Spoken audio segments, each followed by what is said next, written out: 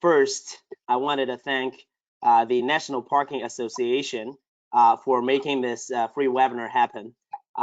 Christine Banning and her staff, including Eamon, Connor, a lot of people have put in tremendous amount of efforts together with us to rally up all the industry leaders we have here to provide good content, the latest thoughts on COVID-19 impact and the recovery plans. So yeah, I would like to thank the MPA for making this happen. MPA has putting a lot more efforts than just putting the free webinars together. There are a lot more content potentially available, so please sign up the membership when you have a moment. We would encourage everybody to join the community.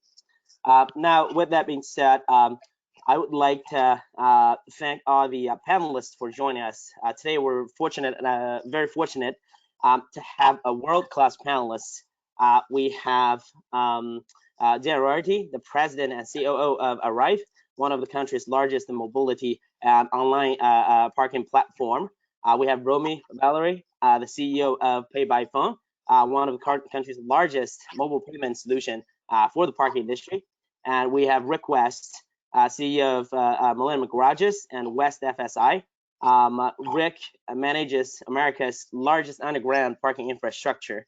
I've heard good stories of movies like Transformers and Batman shot in the parking garage in the Millennium Garages. We also have Ben Martel, CEO of Inugo Systems, and Ben is based in New Zealand, and he is sharing his thoughts with us today from New Zealand. And my understanding is Inugo is one of the newest, most advanced technologies for contactless parking.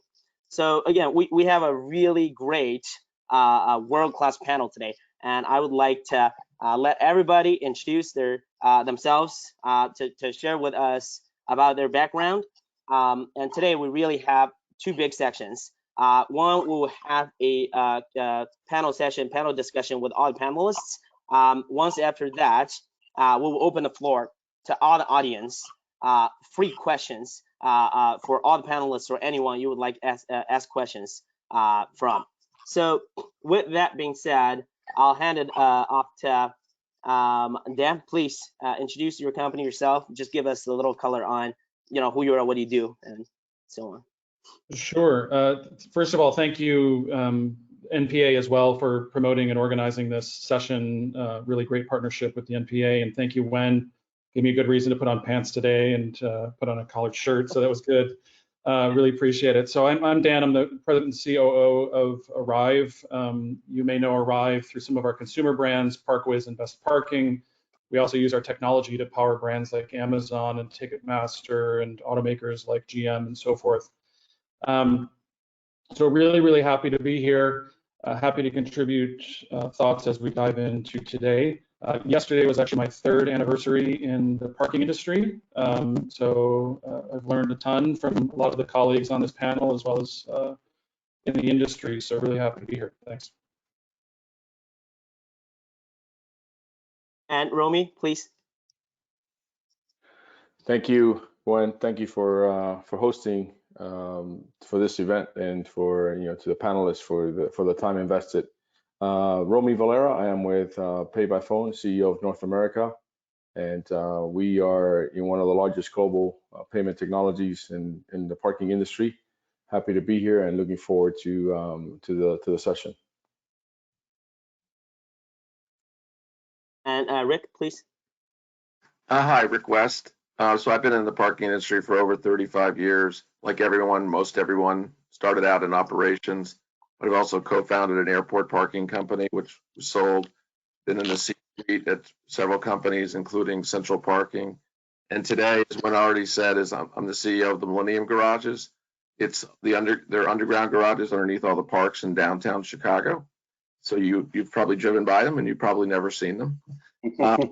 And then in addition to the 9,000 spaces there, I also co-own parking in 3 cities, parking garages with Palatine Capital. So looking forward to today's session. Thank you, Rick. And Ben? Yeah, hi, I'm Ben Martel. I'm the CEO of Inugo Systems, which is a digital technology provider to the parking industry. got three main areas that we assist the industry. We have a full parking management system that operators can use, and we have a mobile app which can be white labeled. And the last of all, which I think is probably the most interesting out there recently, we brought to market a software development kit, which people might, like my colleagues here, can integrate into their own digital platform for accessing parking garages. So as you said, I'm based in New Zealand, and I hope that today that I can offer a little bit of what's happening down in the Asia-Oceania area around recovery of COVID. So I'll probably talk a lot about that today. Thank you, Ben. Thank you.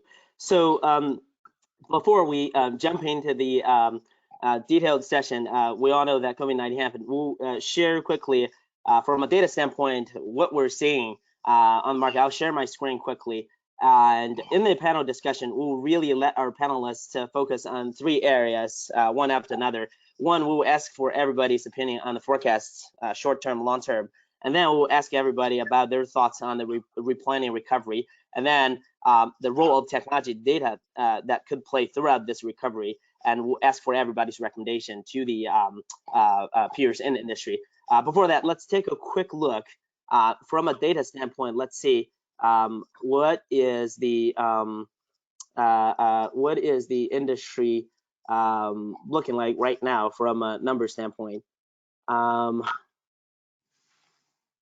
So I'm sorry, but hey, Sarah, I may need help to share the screen on my end. Okay, I will yeah. make sure.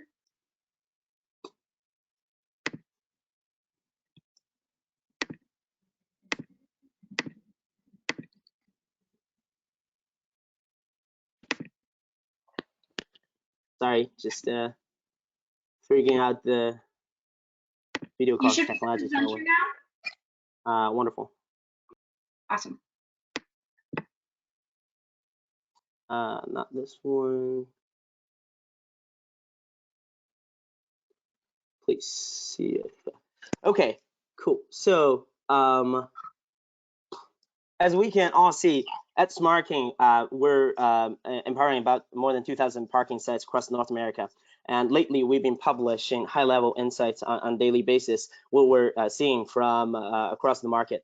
This is a chart showing across about 900 offsite parking locations, the dynamics in terms of the monthly parkers transactions year over year, 2020 compared to 2019. Started February 29th all the way up to yesterday, what we're looking at. So it's clear that before March 13th, when the national emergency was declared, we were actually enjoying a really good year-over-year business increase. But right after, within a week, it really just went down to about negative 75%, meaning that we're retaining about 25% of the volume compared to the same time period last year, 2019. And the good news is we did stabilize on that level. So most of the weekdays, we're at about 25% of the volume. So this is what we're seeing across the market. So know that you're not the only one if this is what you're seeing as well. But yeah, it's clear that essential workers are still using parking structures, and we would absolutely need to keep them live, keep them patrolled, keep the basic functions open. But there's no question about how bad COVID-19's impact is. Besides off-street locations, we do also support municipalities and monitoring on-street locations as well. As you can see, the on-street daily peak occupancy also dropped significantly. And right now we're at in between 5 to 10% on daily basis, which impacts the cities significantly as well. This is a quick view of how the transient parkers, both revenue and activities, obviously most for off-street locations, most of the locations are hurt even worse when it comes to the transient parking than monthly parking. It's clear that after a full week of declining, the last week of March, we reached about 5 to 10% of the regular volume. The good news is, though, looks like so, but we still can't be sure because it's still too early to tell. But yesterday and the day before seems like it's picking up a little bit. But yeah, I guess we still can't call it a pattern, but some early indicators that we may come back to normal hopefully soon. And we'll continue to monitor these data and share with the industry. So yeah, feel free to either subscribe to our newsletter or so. But with that being the case, we'll transition into the panel discussion with our panelists to let them talk about, okay, now first question for all the panelists, with this being the case, with this being what we're seeing, what would be your anticipation of the recovery profile of the US industry from, let's say now, mid-late April to May to December 2020? What do you think could be the worst case scenario? And what could be the best case scenario? We'll start with Dan. Sure. So happy to comment. So obviously, I think all of us are, have engaged in a lot of crystal ball gazing and trying to read through the press. We're looking to other countries to understand their recoveries and so forth. I think from our perspective, we definitely assume that this is not some sort of rapid V-shaped recovery where magically everything is fine in a month or two. I think everybody is assuming that city by city, sector by sector, kind of area by area, we're going to see progressive sequential improvements in business. The biggest unknowns for us is obviously we hear a lot from some of our partners at rideshare companies and at transit agencies and things like that. I think the industry is certainly probably going to benefit from people starting to prefer their personal vehicles over mass transit and so forth on one side of the equation. On the other side of the equation, there are going to be a lot of companies for whom they don't need to get people back to their offices. They don't have to do that. And they may choose to continue to elect to have people work from home. And so when you take those two things together, all things balanced, certainly from a transient perspective, we think we will see a recovery. We think we will get back to some reasonable proportion of our 2019 volumes by the end of the year. But that's on the transient side. I think airports and I think event business, we have a very large event parking business. From our perspective, we think the event business is going to be a much longer road back. And we do think the airport business is going to be a much longer road back. So, you have to take some of the good with the bad. We do see a path where by the end of the year, we get to some sense of normal volume by the time we get to the fall. But obviously, there's so many unknowns on a city by city basis. So that's the way we're looking at this, is really a city by city journey and a day at a time, week at a time situation. Thank you, Dan. What are some thoughts you have, Roamy? Yeah, I mean, along the lines with Dan, I mean, it's definitely going to be regionalized. There's no question about it. I'll give you a perspective from South Florida. Obviously, we're heading into the summer months, which means that historically this is the lowest part of our season, right? And we'll see that demand is going to continue to typically is lower. Schools have been canceled all the way for the remaining of the year. Therefore, we won't have kids back to school till middle of August, and early September, et cetera, with the universities, et cetera. So, so starting in early fall, I guess we'll start seeing some level of recovery, from that perspective, to Dan's point.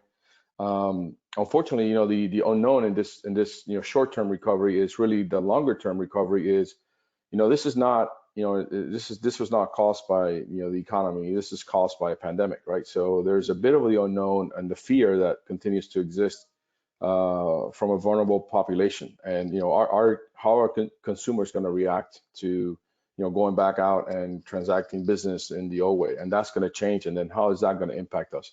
So to Dan's point, the sectors that he's mentioned obviously are going to be affected.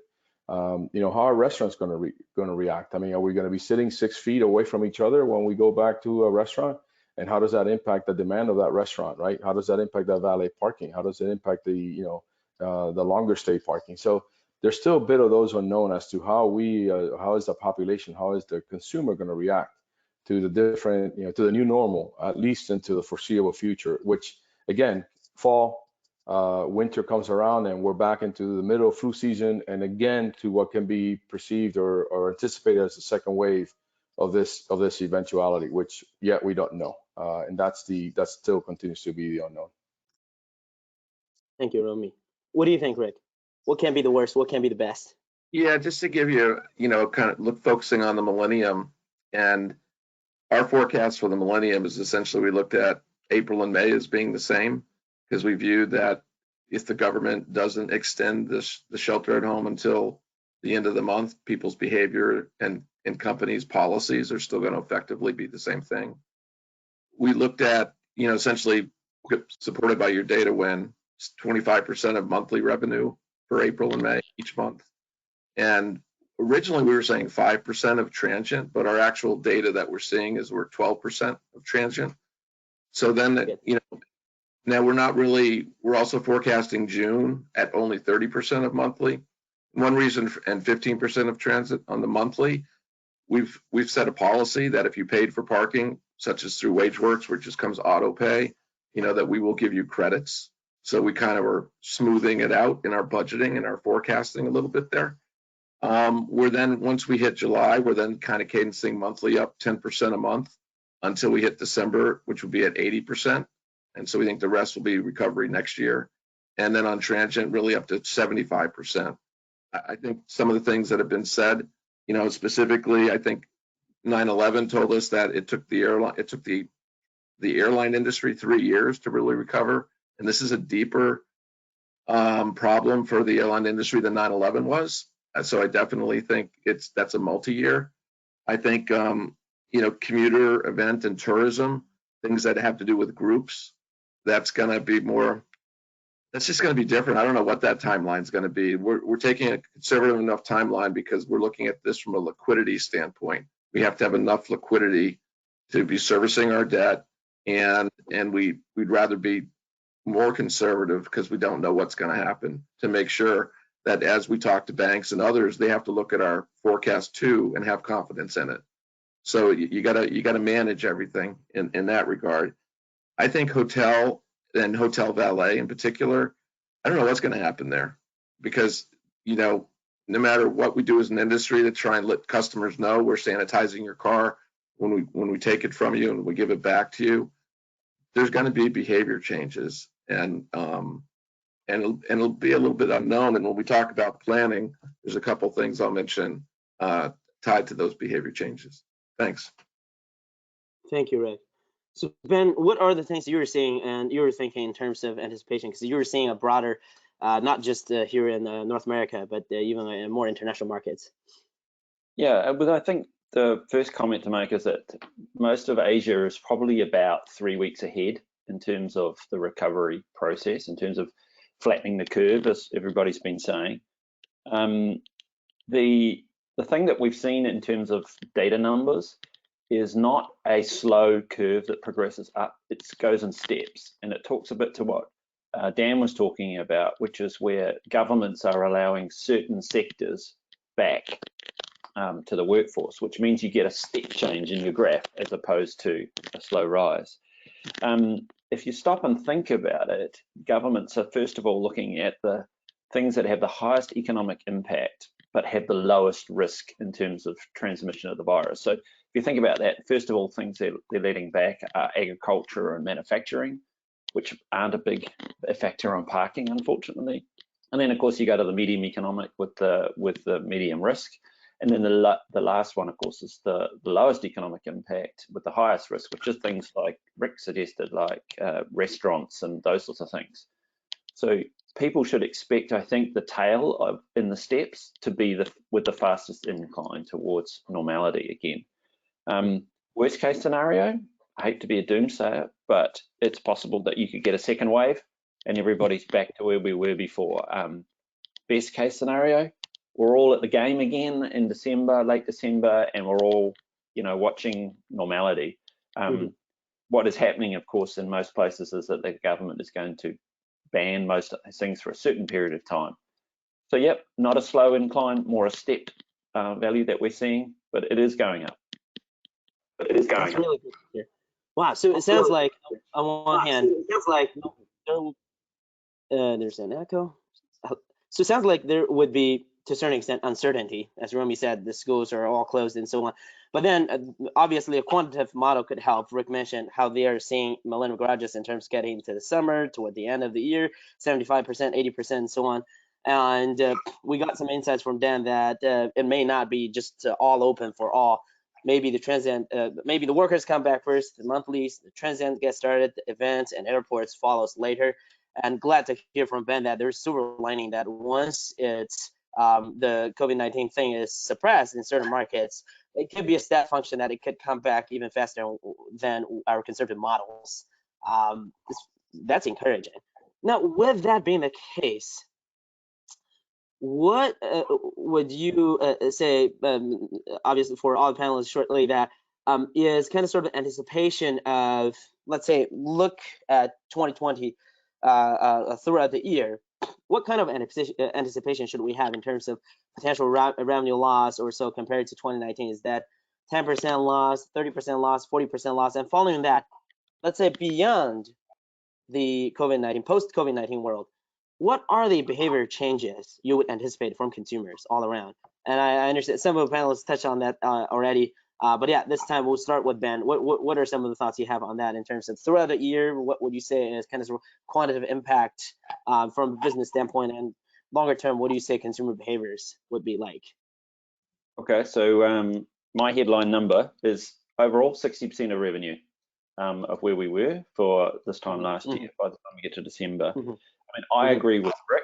I think valet parking is dead.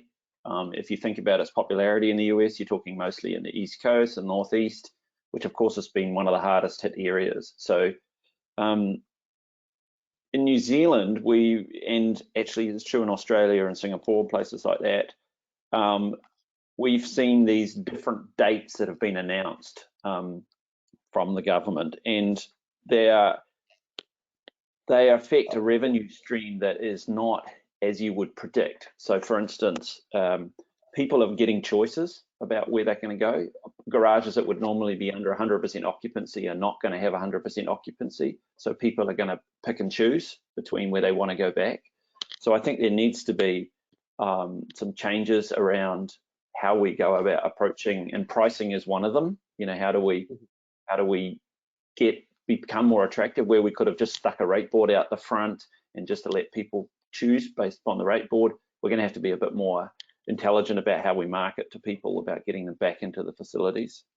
I think in terms of behavior changes that were out there, I think this one's pretty simple. You just have to look at human behavioral science to see what people will do. I mean, trust has been broken, right? People no longer trust their environment. You probably do it, I do it when I go out somewhere, if I get the chance to go out. You know, I'm still conscious of what I'm touching, what I'm doing. So I think we need to have active, publicly displayed programs in facilities for looking at cleansing and silly little things like, you know, when somebody arrives in the parking garage, you give them a little 30 ml container of hand sanitizer as they pull in. You know, things that make it look like the industry cares about what they're doing. Have your facilities clean and tidy. Prop the doors open where you can so people don't have to touch them. We need to make this as clear and easy for people as possible to return to our facilities. Thank you, Ben. Thank you, Ben. What do you say, Rick, throughout the year and consumer behaviors? Yeah, I mean, well, first of all, just to tag on to Ben, I mean, we've already been looking at what doors do we remove because we don't need those doors. You know, prop them open, but prop them open well. What doors do we need? But we need to automate the doors. Someone on our team asked about, well, should we do sanitizer and things like that? And this being the United States, I said, if I put out sanitizer and then I stop giving out sanitizer, have I created a liability? You know, you do have to think about kind of the second derivative of some of these policies. One of the things that, you know, as an industry, we tend to sell parking by the month and by the use. And I think as people maybe change their work patterns in terms of how often they come to the office, we need another product probably in the middle. We actually have a program called Daily Use Card at Millennium. It's been around for a long time, but it was just used with large group accounts. And now we're going to be using it with the general public. So you can just attach a credit card to your credential, and it just automatically charges your card when you exit each time you exit. We've looked at our monthlies. We're communicating with our monthlies a lot. If you're not communicating with your customer base, you need to be communicating, telling them things like a policy we've implemented. When you're ready to come back, if you want monthly parking, but we'll prorate by the week. Why have you come in mid-month or third week of the month, you know, and that we're essentially penalizing you. People will have choice, as Ben said. So I think, product, the communication, the doors. I think another one is also just the credential. One of the things we've been working with our parks technology provider, and we're testing the software this week, is that we have the ability, if someone wants to sign up for parking, instead of saying, hey, come by the office and get a credential, we're just setting it up so it can be texted or emailed to you, whichever way you like. And it's a unique barcode that we can, on the back end, code for expiration, for pricing, and then whatever we want to do. And so I think thinking about things like that, I take that friction out, as well as to create the new products.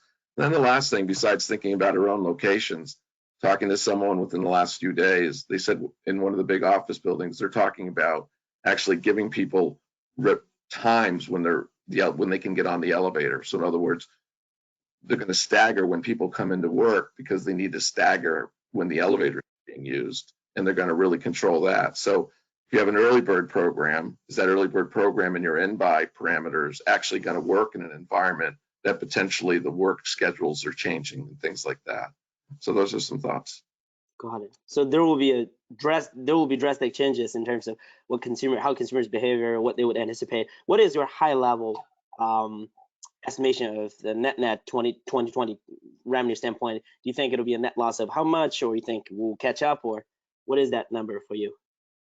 I haven't really looked at it in those terms. I think Ben's probably, when you add it all up, what the slope of recovery is and how good the first 2.5 months of the year was. I mean, we were on transient January and February revenue up 9.6% through February. And then actually we were great until really March 13, 14, 15. And we are starting to see, last week was our best week since the shelter in place. This week has started out a little bit stronger. We're seeing a little bit less occupancy by monthly parkers, but an increased occupancy in transient parkers.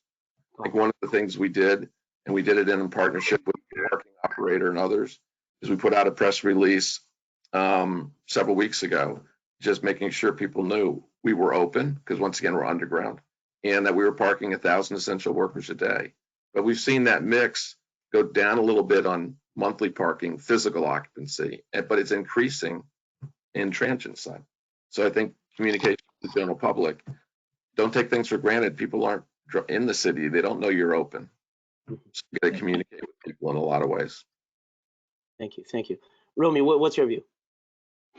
Yeah, it's around the same lines. It really is. Again, first 2 months, to kick off the year, and then, it was March 14th, 15th as well when we saw the bottom fall off, pretty much across the globe. And again, the recovery is going to all be dependent on how quickly, these workers get back to their offices. The impact is not only going to be on parking, but it's going to be on the real estate assets that many of us manage, right? And that is, how our employees are going to be accommodated now in this social distancing time, right? You have to look at your own place and figure out, make sure that people are not on top of each other. And as a result of this work from home, how many of those employees, to Rick's point, are going to be alternating and using using the facilities, or using coming to the office just throughout the week and not every day of the week. So it's going to come down to really providing the ability to provide a rights and rates model, right, that allows for the ease of access and use of employees and transients, depending on the demand. And this demand is going to be dictated, again, I think, by how the consumer reacts to to the level of comfort of going places and attending meetings or other events for that matter. So that's really around because this has an underlying issue, and the underlying issue is it's health and the impact that it can have on from a societal perspective, and that's I think the biggest concern. Thank you, Roamy. Thank you. Dan, what are some thoughts you have? I think from a business perspective, in terms of how close do we get back to normal, I think I would agree with Ben. I think across the whole year, you're looking at a 60% kind of return, 70% return to normal. On a run rate basis, by December, do we see ourselves at, for commuter use cases and for worker use cases, are we 80 or 90% of our former selves? I think there's there's good odds on that. But to your question about what changes from a consumer perspective, I think obviously not only the actual hygiene of our facilities and the appearance of hygiene on our facilities are very important, and I think Ben hit it on the head that like the appearance is as important as actually being clean, and making people feel like they're in a very safe environment, I think is very key. I think in general, digital payments and mobile payments are going to be accelerating everywhere. Just my own observation going into grocery stores and things like that, watching people who are now actively trying to figure out if they can use Apple Pay or Google Pay at the retail station, where they used to just not really think that hard about it. Now people are actually spending those extra few seconds like, does this thing support Apple Pay? And so for us, particularly in the parking industry, it's not as easy as a retail environment where you can slap on a new Ingenico terminal on the counter and suddenly you support Apple Pay. Obviously, we have decades of investment in infrastructure and pay on foot stations and in-lane payment stations and so forth. And so, we've spent a lot of our time trying to figure out how can we take that legacy equipment and let it support digital payment in some form as soon as possible. And that's why we've worked with folks like Inugo and others and other parts manufacturers to see how do we bring about mobile payments in the parking industry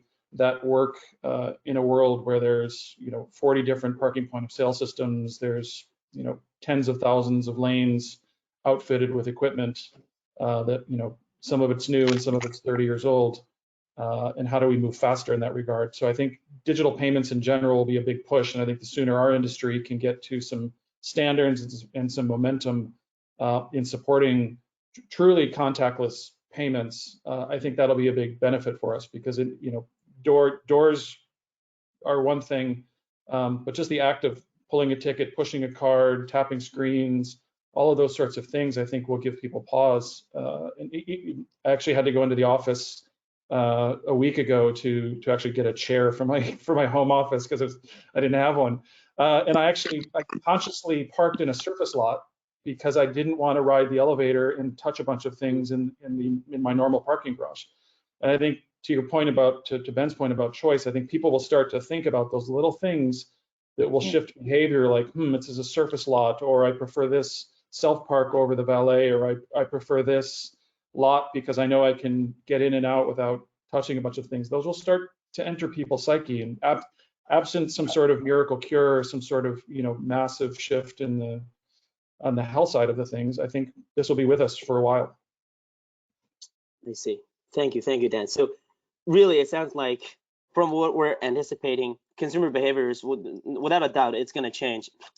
The trust of the environment, as Ben mentioned, the kind of sort of anticipation of how the little things in terms of the doors, the elevators, everything, when it comes to workers get back to work, they may want to think about these things and ensure safety, hygiene, everything from both kind of sort of business liability standpoint, as well as how do we really logistically facilitate these things. It really takes a new kind of thinking.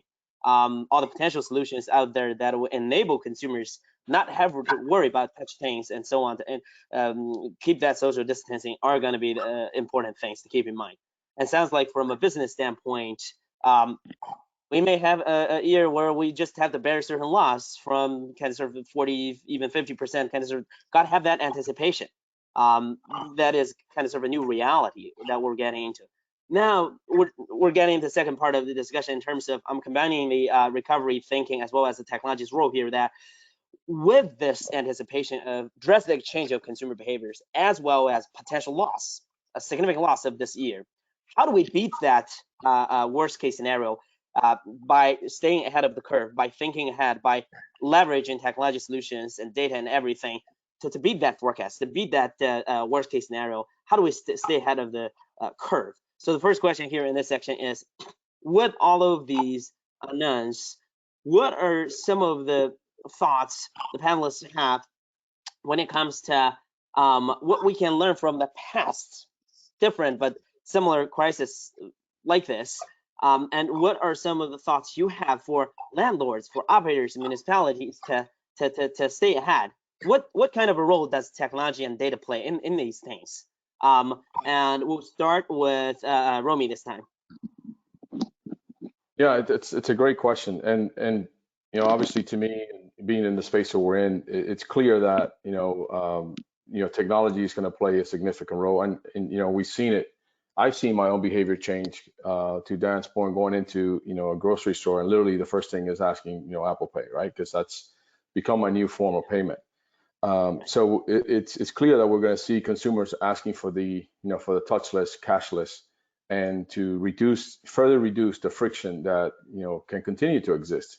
So our focus should be around how do we continue to reduce. Rick said we're removing doors that perhaps don't need to exist, right? So think about can we reduce payment and can we remove payment, the friction of payment from our consumers to interact with us as a form of as a choice that they may make to use our services.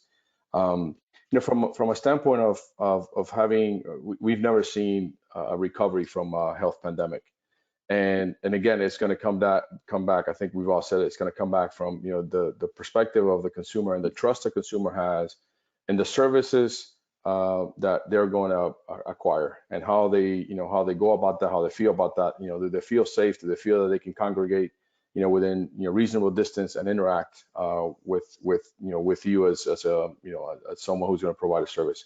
So removing that friction is going to be key, and the experience of the consumer is going to be also key, because again, we have to assure the consumer that interacting with us or not, it could be remotely, it is a safe choice. Thank you, Roamy. Rick, what do you think in terms of how landlords, how operators should think about this, position themselves ahead of the curve, and how to leverage technology, data, everything from a recovery standpoint to beat that worst case now? Yeah, so the first thing I think actually is what you're doing, and the industry is trying to do, which is to measure the recovery of parking activity. And ultimately, in talking to City Tech Collaborative, a nonprofit in Chicago, which several people on the panel know, they actually think the parking industry is going to be one of the best barometers of the recovery of business activity, just as a predictor in the city. And we've talked to cities actually about the fact that they need to get some data from us that would be helpful to them to actually anticipate what their tax revenues might be from use taxes, whether it be from parking tax or just sales tax or other forms of tax that they get paid a month in arrears, and they need to know what's going on. I think just as we've seen in other, I'll say more recessionary situations, our industry, the model of leasing and management, leasing is just going to have to change. First of all, the idea of like hotels sharing in revenue with the parking operator who's doing the valet on the front door, those all blew up and they're not going to come back. So if hotels used to get 8% of their profits from the parking, it's that's not going to be the same anymore. I think operating costs that we've all brought down, they're going to stay down. We can't go back to the old cost structure. And I think that that's true with the park systems as well. I mean, I was going to buy a park systems this year. Now I'm just looking at incremental technology improvements. And I don't know if I'll be buying that park system next year. And so I think layering in new things that like Roamy's doing and Dan is doing, is really going to be very, very important.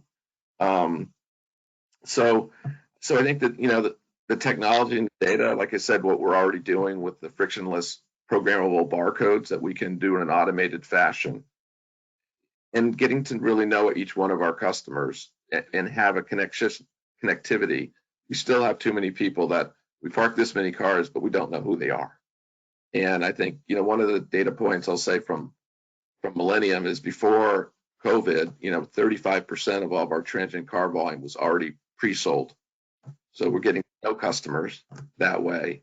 But I just think the explosion of moving to doing everything with your mobile phone, getting in and out of our locations, paying, using your phone as your credential, that's just going to keep exploding. I think and Ben kind of said this regarding, you can't just put the rate board out. I mean, I think dynamic pricing, which we've all started to fiddle with and experiment with, I think that's going to become even more important, because pricing is going to be just very disrupted in general. And like I said, we got to look at our products, because people aren't going to necessarily use us in that way. And it's going to be done through certain channels. The pie gets smaller. Parking doesn't generate demand, we just service demand. I've often asked parking managers, well, when you lower your early bird rate, you generate more demand. And they go, yes. And I said, no, you don't. You take market share. So we can't, as an industry, we have to figure out a new way to price, and it's not going to be easy. And there's going to be winners and losers because we're all going to be fighting for market share, because we're not going to be back at 100%. And we were fighting for market share when we were at 100%. So, so we're going to, we're going to be doing a big marketing push the moment the shelter at home is eased, and I think to some degree, from a parking company standpoint, the strong will get stronger and the weak will get weaker, because that's usually just the way it's working in the world. And technology is going to be one of those things that becomes a bigger leverage point for the companies that have the ability to really use technology. Thank you, Rick. Ben, what do you think? Well, I think one thing we do know from past events is that humans are incredibly resilient. We're very reluctant changes, and we will do it kicking and screaming, but we will adapt. It's going to be domestically led, obviously. So anybody who's got international components in their parking, so we've already talked about airports, but tourism, I think, is another big thing. You're going to see people who are going to look at recovery. If you're looking at recovery and you look at the customers that you have who come into your facilities, what are their businesses doing? Like if you had a parking garage in the middle of Disneyland right now, you've got a different profile to the recovery of your business than you have in Rick's case, for example. I also think that to get past some of this worst, we've got to look at partnering with some of those custom demand things. Maybe we look at doing things like you get 10% deduction off your meal if you park in Millennium. That's a win for both sides of the equation. Somebody's coming for a meal in a restaurant and they're parking. So I think we have to look, as Rick's alluding to it, the way we price things and the way we put them together. This thing is, as an event, is unprecedented. We can't look at September 11th and look at New York and see how it recovered. We can't look at the mosque shootings in New Zealand and look how that affected downtown usage in New Zealand, because they were short and sharp. This has got a much longer tail, and but it actually gives us an opportunity because we've got a little bit more time to put in strategies in place, and we need to, because the impact of those changes will be felt faster and for a longer period. Thank you, Ben. Thank you.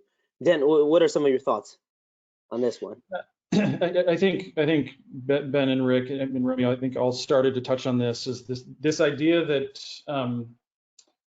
parking needs to up its game in terms of being discoverable online and being relevant online. I think is going to be even more so, and I think you've got two big shifts in the buying public. So you'll have a group of people that used to commute to work on a regular basis, taking a train or taking Uber, or however they used to get to work, who suddenly will be in the private vehicle. And they're now comparing what they used to do versus today, right? If I used to take a $7 train ride into Manhattan every day, now, every other day I'm driving into Manhattan paying $50. I need to start to think about, how does that work with my budget? How does that work with my plan and my life, and so forth? And I think making sure facilities are discoverable, making sure prices are discoverable, making sure people have the ability to plan and kind of know what they're getting into as they rethink their commutes will be important. And I think those operators and those facilities that aggressively promote themselves online, whether it's through marketplaces like ours or if it's through Google or through Facebook or whatever, I think those are ones that are going to be more relevant. And I also think, to the dynamic pricing point, I think value is going to be a massively increased focus. I think when everybody felt great and everybody was living in a convenience economy, people were feeling good about having everything delivered and everything on demand and so forth. That was great because the economy was great and people felt secure in their jobs. Even if we recover, I think that sense of security, to Roamy's point, I think isn't there. People will be wondering what's next, what happens next. Maybe I should save a little bit more money. Maybe I should not, order out that extra thing that I could cook at home. And I think that'll hit parking as well. I think value will become a much bigger calculus in people's minds, particularly for people that are doing daily commutes, right? That stuff adds up. If you can save $5 a day on your daily commute, that's going to matter to a lot more people that have pay cuts or people that are just returning from furloughs and didn't have a paycheck for a couple of months. Value is going to be very important. So for a parking operation to really focus not only in sharpening their pencils on price and understanding the context of their price relative to their competitors, relative to their employers that are near them, what are they feeling, is going to be very, very important. And then step 2 is, okay, once you think you have a good strategy, how do you put the word out? And whether it's through partnerships with restaurants, partnerships with employers, or just good old-fashioned advertising, that'll become more and more critical for people. I think sitting passively with a sandwich board with a static price on it, I think it's not going to help for anybody. Thank you, Dan. Thank you. So it sounds like really from the safety security standpoint, given the consumer behavior changes, adopting the technologies as soon as possible to enable those factors such as mobile payments, such as contactless parking, all of these things need to be put in place to ensure that in the recovery process, consumers feel comfortable. But beyond that, from a business standpoint, maybe even more important at the same time, we wanted to take care of these things. These things is likely the pie may be a bit smaller, and to differentiate the businesses of yours compared with everybody else out there, it is important to a certain extent to leverage what is available. Sounds like dynamic pricing. Start with understanding where things are, get the data together, understand how the market is doing, how you're doing, create a lot more options for consumers, regardless if it's for more visibility on online platforms, or everybody's going to be on their phone, or create those flexible programs like Rick mentioned, cheaper options at different time frames to get that demand in, and really at the end of the day accelerate how quickly we're trying new things, adopting new technologies, to basically whatever it takes to get the business back up running is kind of sort of the spirit here, sounds like. Awesome. So we only have about 12 minutes left, so I'm going to combine the last section of question and one last one and open it to the floor, because we've already got a lot of great questions from the audience. So one last question here is, now with all the thinking on the impact, the forecast, the consumer behavior changes, and how businesses could leverage technology solutions to differentiate themselves, create the safety options for consumers, and more cheaper, better options for consumers to differentiate the business. What would be your recommendation to parking professionals in the coming days on both, let's say, kind of sort of risk factors as well as potential opportunities, even the silver lining out of technologies and data and everything? And what would be your kind of sort of a conclusive thought on in terms of recommendation? Are there opportunities actually for us to capture? What are some of the thoughts on that? And this one we'll start with Rick and do the same. Yeah, and I'll just give you, there's a few we could do, but I'll just give you one, which is Dan, tagging on to Dan's just comments that he made. Yeah. If you go on the internet and you go to Google and you type in your search, businesses come up and parking locations come up, and that information is more often wrong than right. And I'm not saying all of the information is wrong, but some of it is wrong. And there are outside services, and there's a couple I use, and I'll post it on LinkedIn who I use. So at the Rick West LinkedIn account. And because for literally some things less than $100 a month, you can do more things and be a little over $100 a month. You can get that information corrected and just make sure that, business that could come your way, that you get it. My example in Louisville, if you put in the garage I own in Louisville, Kentucky, up until 6 months ago, it was coming up and pointing you to another garage, our address. And it took us active management to actually get that back from Google and to get it corrected. But that's what, for literally plus or minus $100 a month, you can make sure you have that profile, as to Dan's point, out there and have it accurate and get your incremental cars. Thank you, Rick. Thank you. What are some thoughts you have here, Ben? Well, I think this one is pretty clear in my mind. Data is king. I came from outside the parking industry into the parking industry, and as Rick said earlier, the thing that stands out to me the most is that parking is one of the only industries where the customer is anonymous, and you can't have that anymore. If you're going to get close to your customer and you're going to communicate with them, then you have to know who they are, and that's going to come through digital means. It's going to come through having an account and people looking at the data of their usage and their patterns so that you can tailor new products out there. In our world, Inugo specializes in putting other people's ability to open a gate, a barrier arm, without touching anything outside their bubble, their little self-isolated vehicle, which they feel safe in. All of that stuff is going to help address the consumer fears that they have about coming into society.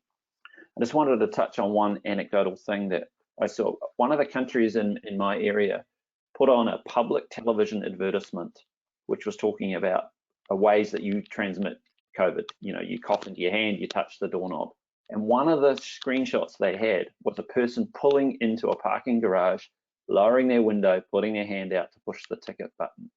Now that went out to the whole country and everybody saw it on national television. So now it's created a persona in people's minds, and we have to be addressing the human behavior side of this.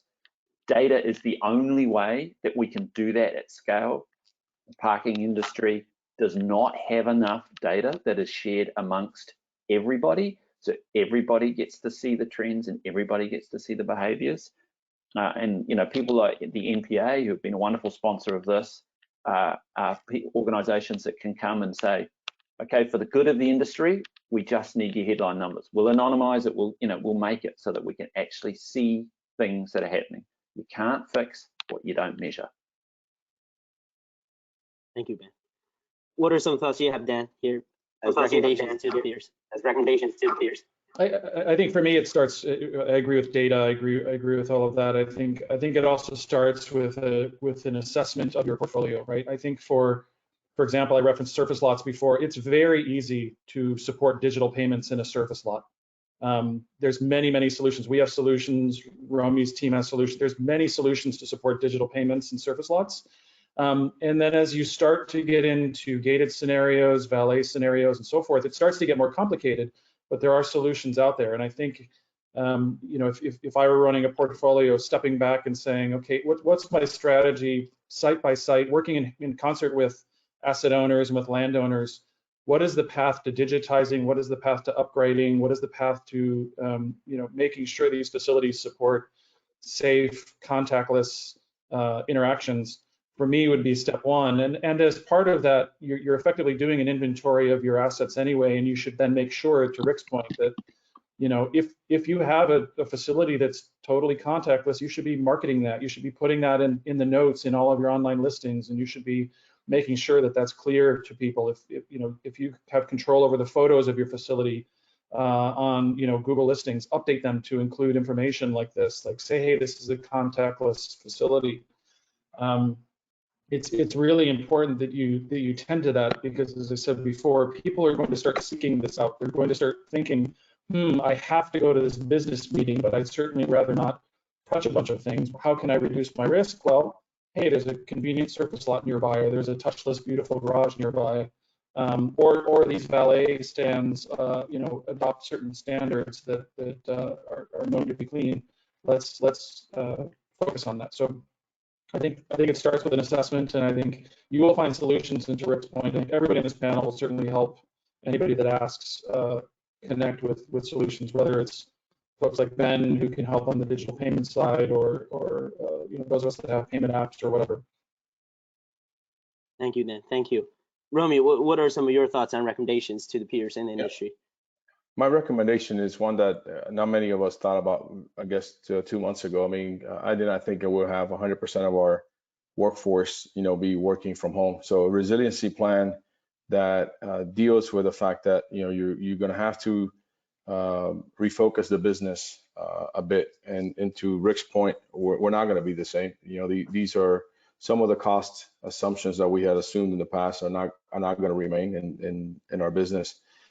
This is an opportunity to accelerate technology, and it's also an opportunity to accelerate the collaboration of many of the technologies. And there's 2 or 3 of us here in this virtual room that as a result of this event, I can assure you the discussions to accelerate that collaboration will exist, and it will exist very soon, because of the fact that we're going to have to, we have a client, like Rick, that's looking for solutions that are going to allow him and his investors and his employees to, to just be much more efficient, and for the consumer to have a better experience, one that is not, doesn't have an underlying effect, whether it's not only from a safety perspective, now, bodily safety, but now we're talking about a health safety perspective. So that will be my recommendation.